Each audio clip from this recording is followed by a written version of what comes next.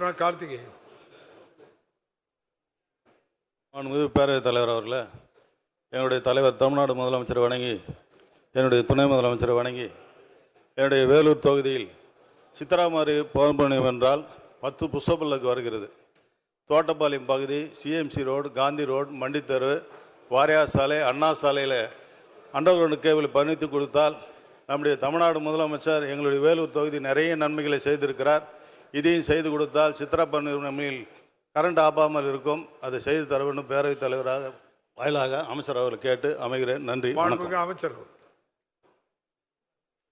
மாண்புமிகு பேரவைத் தலைவர்களே, பொதுவிடங்களாக அமைக்கக்கூடிய பணிகளுக்கு மதுரை மற்றும் கோவை 2 மாநகராட்சி பகுதியில் அமைப்பதற்கு மாண்புமிகு முதலமைச்சர்கள் அனுமதி வழங்கி ஏற்கனவே அறிவிப்புகள் வெளியிடப்பட்டு அதற்கான திட்ட மதிப்பீடுகள் தயார் செய்யக்கூடிய பணி நடைபெற்றுக் கொண்டிருக்கின்றன. வேலூர் மாநகராட்சிக்கு உட்பட்ட பகுதிகள் வரும் ஆண்டுகளில் மாண்புமிகு முதலமைச்சருடைய கவனத்திற்கு எடுத்து சென்று அது குறித்து முன்னுரிமை வழங்கப்படும் என்பதை மாண்புமிகு பேரவைத் தலைவராக மாண்புமிகு உறுப்பினர்களுக்கு தெரிவித்துக் கொள்கிறேன்.